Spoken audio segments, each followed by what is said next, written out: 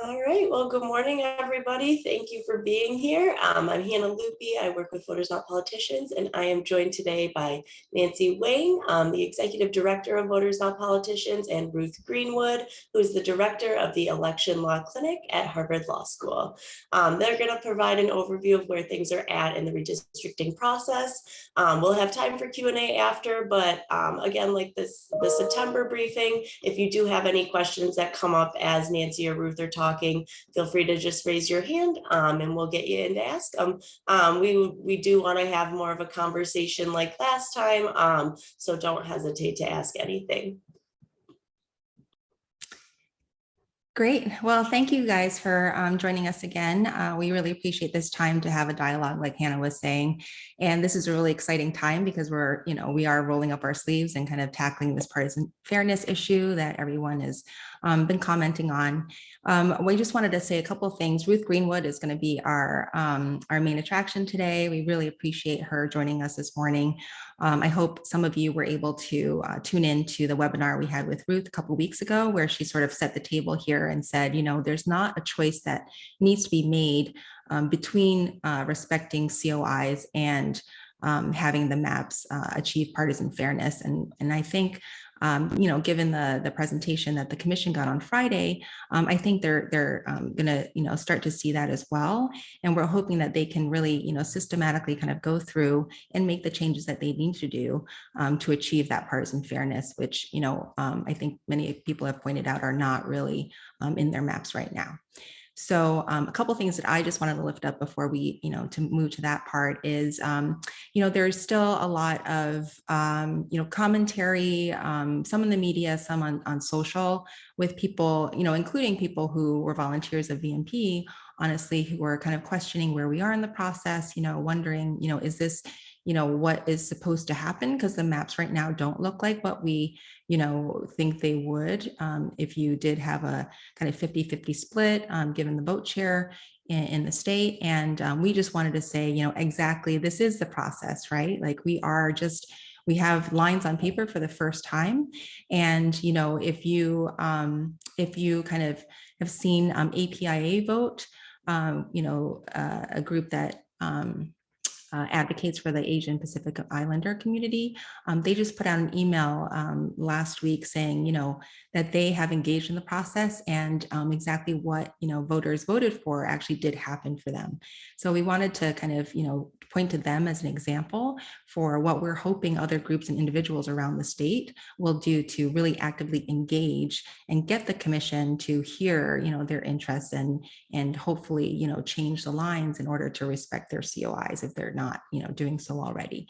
So APIA said that, they saw the initial lines. They really, thought that they really had kind of broken up the Bangladeshi community into 3 different districts, and they weren't, that wasn't really what the commission should be doing given that community and how close knit they are.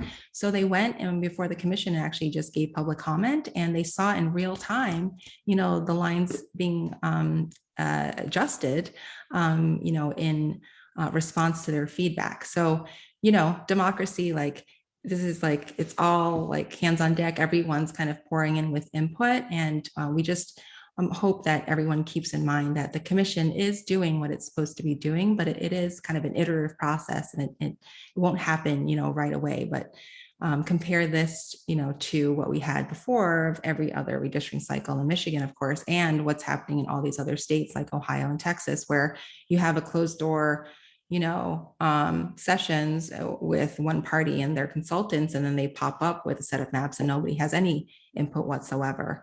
And actually consider what just happened with our budget in the state, where, you have the party leaders and the government and the governor, meeting behind closed doors and kind of coming up with, negotiated agreement and kind of, presenting to the public, public input. So just hoping that people have a little bit of patience, but also kind of dive in, knowing that this is the time for all of this to happen.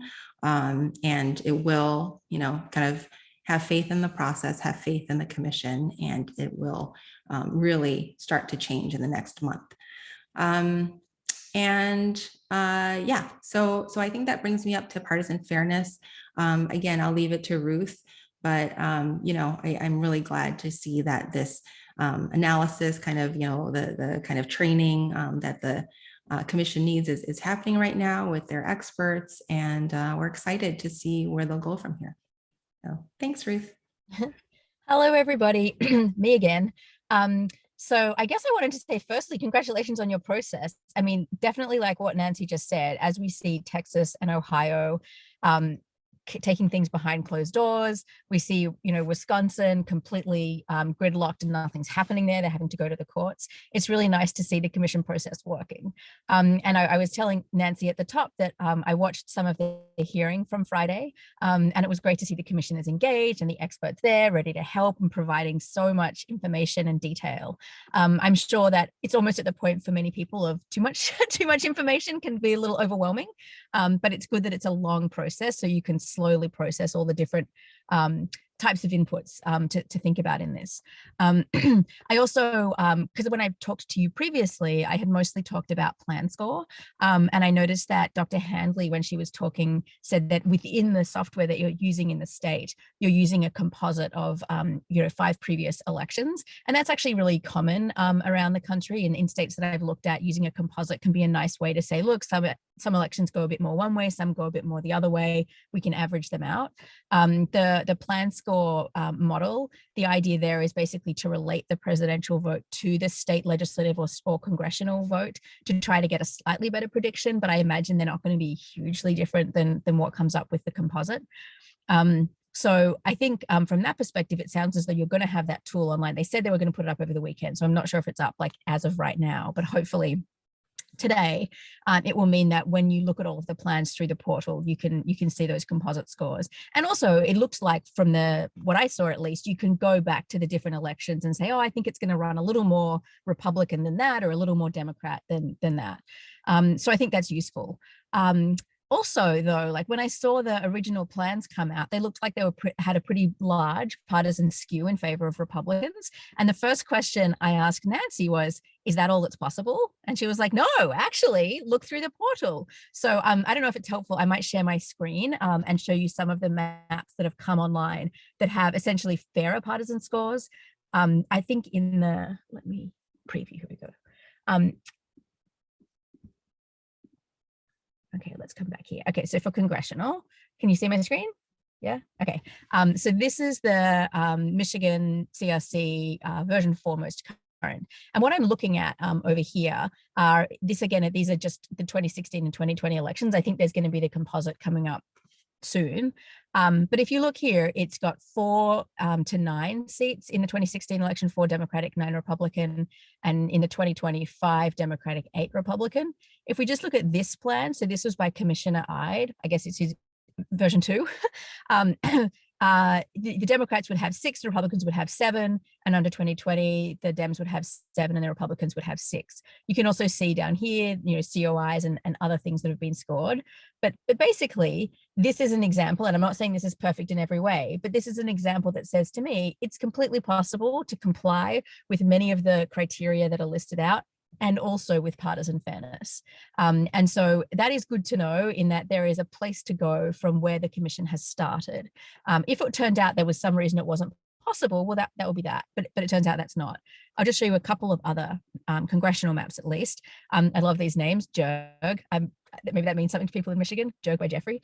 But again, if you look here, this just has the 2016 elections, but it's a 6-7 map. And you'll see there's various other scoring numbers, although this has the COIs not fully covered, like more than the one before. If we saw the before, there was 0. And then if we come to this one, which is solid congressional map by Kevin, well done, Kevin, this also is 6-7. And so the fact that there are just a whole bunch you can pull out of the portal that show you partisan fairness, and they look like pretty different to me, like in the ways that they've put communities together. I would think if you're not a map drawer, but you're interested in this, I would go and look at these, and you can say, I like this as the base, or I like that as the base, and we can move from there, in a particular direction.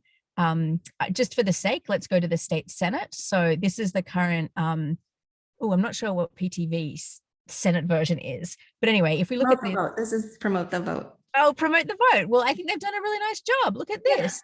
It's 1919 under the 2016 and 2018 under the 2020 elections. And so this gives you a sense again that it's totally possible. I mean, the thing that's sort of easy in Michigan is it's roughly a 50-50 state. It goes a little bit above and a little bit below as it goes. So it sort of means you want the amount of seats that we expect Democrats and Republicans to win to be about the same. So this shows a really nice example of how you can draw the state Senate. The enacted Senate map. This shows a really nice example of a Republican gerrymander.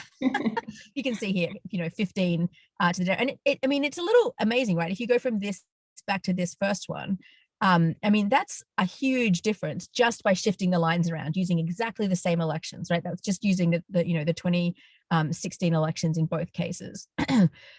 So it turns out that drawing these lines, here's another one, untitled by anonymous. This is the Banksy version. But anyway, so you can see here 1820.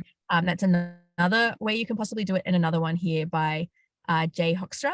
So 1820. So the point here, really, I can stop sharing. It's not super exciting, although I'm happy to share those ones, that there are lots of examples of ways that you can actually balance partisan fairness with all the other criteria. I think probably, should I take questions? Would that be helpful? Yeah. So I guess in the Q&A is probably the easiest. Yes, it doesn't, oh, yes, Arpin, let me go ahead and bump you up. Go ahead, Nisk.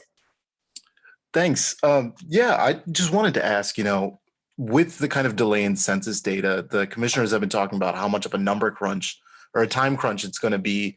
And as they're trying to balance everything from partisan fairness to communities of interest, we saw last week that they had to move to cancel a few public hearings. Is that concerning? There are online ways to kind of include public comment, but Nancy, you mentioned kind of the in-person impact that public comment on the behalf of communities of interest can have. Is that something that, is a concern that as we get closer to these deadlines that can be lost in the shuffle? Do you want to take that, Nancy? Sure. Yeah, unfortunately, we're not dealing, we're not operating under ideal conditions. But, one of the things that we were trying to glean from the California commissioners from 2011 is like, what does this process look like? And even then, when they weren't dealing with late census data, they were under a time crunch as well. I think from beginning to end, they had to, draw their maps and then get public input, and approve final maps within 40 days. So, sure, would we have preferred more public comment, like in-person public hearing days? Absolutely. But we do appreciate the commission recognizing that they need more time in order to do the mapping, because their previous schedule had days kind of split up between mapping and adjusting lines and the public hearing, and we thought that was going to be really challenging for them as well. So not ideal, but we understand their reasoning, and again, they are complying with the requirements under the constitutional amendment. They have to hold at least 5, and that's what they're doing. So we appreciate that. Thank you, Arpin. Sergio, go ahead. Yes, thank you so much for hosting this call today. And I guess my question is for Dr. Greenwood. My question is more about geography and partisan fairness, because we've heard we've heard this argument that there's no way to draw compact maps or maps that don't look snaky or funky if we're really trying to hit that 50% or like that partisan fairness concept, and that Democrats tend to live in urban areas or packed in urban areas, and that Republicans are more spread out statewide. So can you talk a little bit about how the commission can achieve that, or if this argument of geography and partisan fairness is actually an issue? Yeah, that's a really good question, Sergio. I know that from the past sort of 15 years, there was that book out called The Big Sort that suggested Democrats are clustering in cities and Republicans in rural areas, and that gives some sort of advantage. So the first thing to say is that geography has changed a little bit since a book like that came out. We actually see essentially clustering of Democrats, but also clustering of Republicans. And whenever there's clustering, it basically makes it easy for either side to gerrymander the other side. So my guess is you could draw a really neat Democratic gerrymander of Michigan, just like you can draw a really neat Republican gerrymander. But the good news is that we can actually test that assumption of, is geography driving this, by seeing what's possible possible. And that's exactly what's happened through this public portal. So one way to test what's possible is to get, experts, like I know Dr. Moondushan has been involved, and she can run 1 billion maps or 1 trillion maps or whatever and tell you what's possible. But it turns out people on the ground are really good at that as well. And so actually the maps that are in the portal that I shared with you basically showed, here is an example. It complies with all the criteria as well as partisan fairness. So I think that it would just be naive to say that the political geography of Michigan doesn't allow for partisan fairness to be enforced. Does that answer? Yes, thank you, appreciate it. Yeah. Thank you. Lauren, go ahead. Thanks. And kind of bumping off that question, there was some talk on Friday of incorporating the Voting Rights Act and ensuring that the Voting Rights Act compliance also corresponds to the partisan fairness. So my first question would be, like, how much does the other requirements, Voting Rights Act, communities of interest, the other criteria that the commission has to look at impact how fair these maps can be? And then my second question is for you, Nancy. I know you talked about the public hearings a little bit, but I wondered if you could weigh in on the shortening the length of public comment from 2 minutes to 1. Is that something that Voters Not Politicians wants to weigh in on? Thanks, Lauren. Okay, I'll start with my question. You can go next. So it's true that that from the universe of all of the ways you could put together some census blocks that comply with one person, one vote, that gives you some number that I can't say, some huge number. And then once you start adding additional criteria, it chops out some of the options, right? So protecting communities means it chops out the options that don't protect communities. Complying with the Voting Rights Act means that you get rid of all of the ones that wouldn't comply. The thing is, though, that you're still left with a huge amount of plans, like again in the sort of probably millions or trillions, and so it's a matter of within them finding out which is the one that really suits the community. And I guess that the other thing I'll say about the Voting Rights Act is I believe you have experts looking at that, but it's not, a lot of people have said to me in other states, oh, there's a problem with the Voting Rights Act because this district is below 50%, but that's not actually the requirement of the Voting Rights Act. If you are the state drawing plans, you need to do a functional analysis. In fact, if you picked 50 as a number and just hit it, you would violate the constitutional rule against racial gerrymandering that basically says you can't pick an arbitrary number. You have to actually look at the communities. So you need to look at where communities of color are and how those communities vote. And it might be in some places that a 40% minority district enfranchises that community and allows it to elect its candidate of choice. In another place, it might be that you need a 60% district. And so for each of these maps, you can go through and assess, and that's a little bit what that scoring I think is doing on the side. You can assess, are we actually enfranchising communities of color in accordance with the Voting Rights Act? But then you can also look at, are we splitting up communities of interest? Are we complying with one person, one vote and contiguity and so on? So each of those are separate questions. But as I say, there are probably millions and millions of maps that would satisfy all of the criteria. They would be fair from a partisan sense, but they would also protect communities of color and comply with the other criteria. So then it's just a matter of the commission getting together and hearing comments from people to decide which of these many millions of maps do we think really suits Michigan for the next decade. Thanks, Ruth. And then, as to the 2 minutes versus 1 minute, I did watch the Friday hearing where it seemed like 1 minute was very, very, a short amount of time for people to be heard. And, I would encourage two things. So one is I would really encourage people, and I think, the volume we've seen kind of speaks to this, that to make your voice heard over the portal.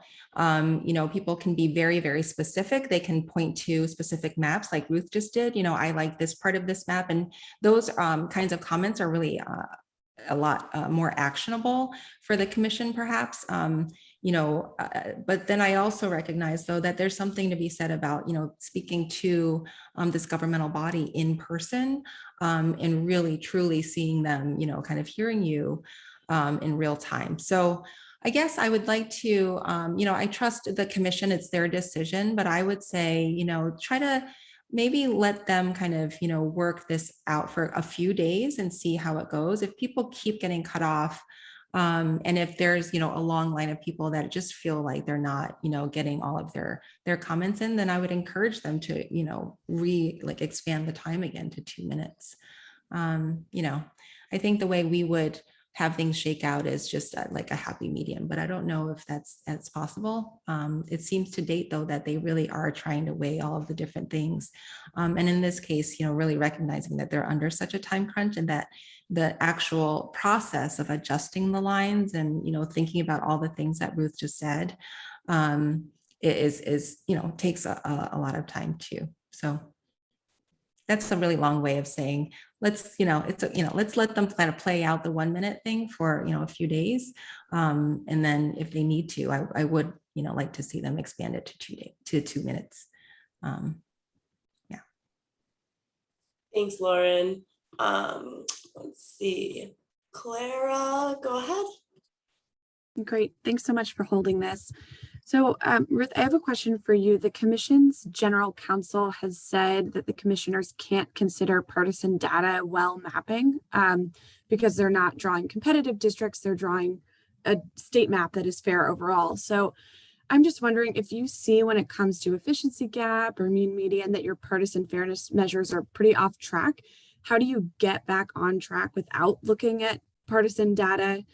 And then Nancy, my question for you is whether Voters Not Politicians has sort of a target goal for some of the partisan fairness measures that it would like to see the commission work towards. Yeah, thanks, Clara.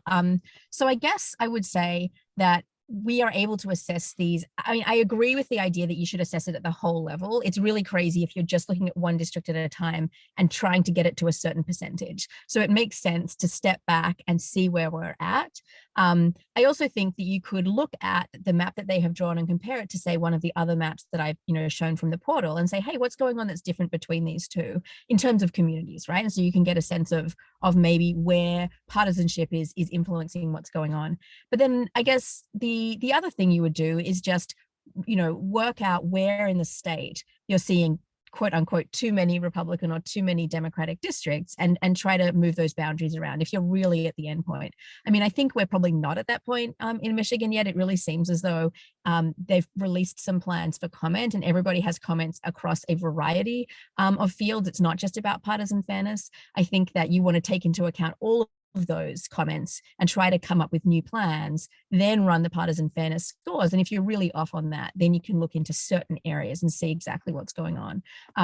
But yeah, I agree that it's very unhelpful if you're drawing a map to have the numbers there the whole time ticking up and ticking down, because then you only concentrate on partisanship, whereas really here we want people to concentrate on communities and the feedback from everybody in public.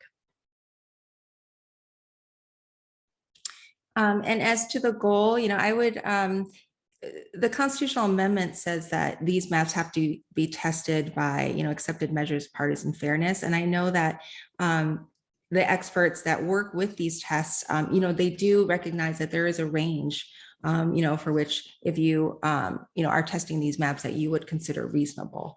But I also understand that there's not like some magic number that everyone is trying to hit.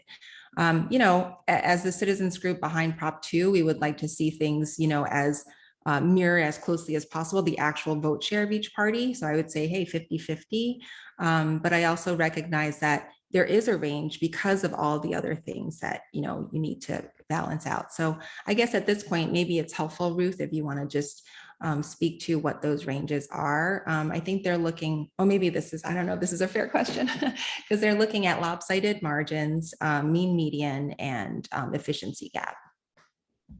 Yeah.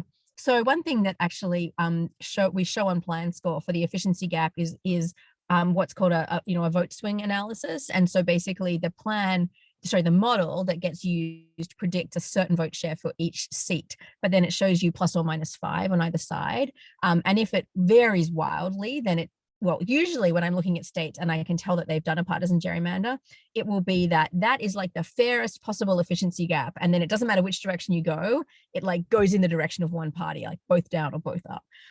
Probably in some of the ones that I saw from Michigan, they actually stay around the same, like if it might move 1 or 2 in one direction or another, but the political scientists that have published on this have basically said that an efficiency gap for state legislative plans under about 7% tends to not be large and durable, right? So if you have an efficiency gap of 4%, one way or the other, if that's what you predict, probably it will move around a little, around 0, might go 3 or 4%, the other way might come back. Once you get, bigger than that, you tend to see it stick. And this is just based on historical plans. So in the past, if you start out with an efficiency gap of, 9%, you're probably going to stick around there, favoring that party for the whole decade. So that's one thing. The moving around a couple of percentage within the efficiency gap is fine. I haven't looked at those numbers for the mean median difference, so I can't say what percentage range you would be looking at. I think the numbers are a little smaller for the mean median difference, so I imagine you would want it to stay within 1 or 2%. You wouldn't. Whereas, as I say, with the efficiency gap, if you're moving 3 or 4 either way, that's usually okay, provided you're not starting out at 9 one side or the other.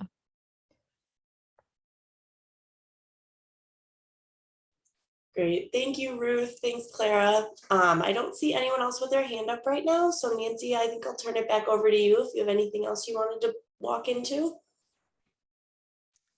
Great. I just want to, again, thank everyone, thank Ruth, and thank, all of you for joining our call today. I hope these things, these press roundtables are very helpful for you. I know that there's so many questions that come up that, it's hard to really zero in on them. And so that's why we're inviting experts like Ruth, who can just, kind of define for us what is actually going on and providing her insights. So we're going to try to do this knowing that this is, everything's moving so quickly. I think on a biweekly basis at least, but we'll kind of revisit that as, if more frequent roundtables are, I guess if they're, if you find them interesting or if you find them helpful, then please let us know and give us that feedback, and then we can adjust our schedules as well to provide more or less.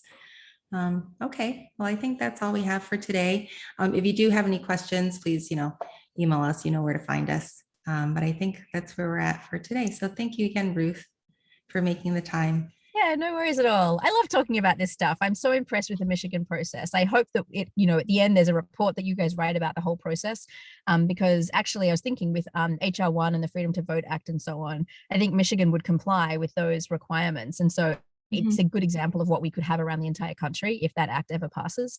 And, as you say, nothing's perfect. Things go back and forth, but it's really nice to see everyone getting together and talking about it openly, and hopefully getting to a point where you have maps that's, I guess everybody, it was they're saying a good settlement, everyone needs to be a little bit dissatisfied, right. Yeah. But nobody's completely distraught. That's the hope. That's right. Well, thank you guys so much. Thank you, everyone.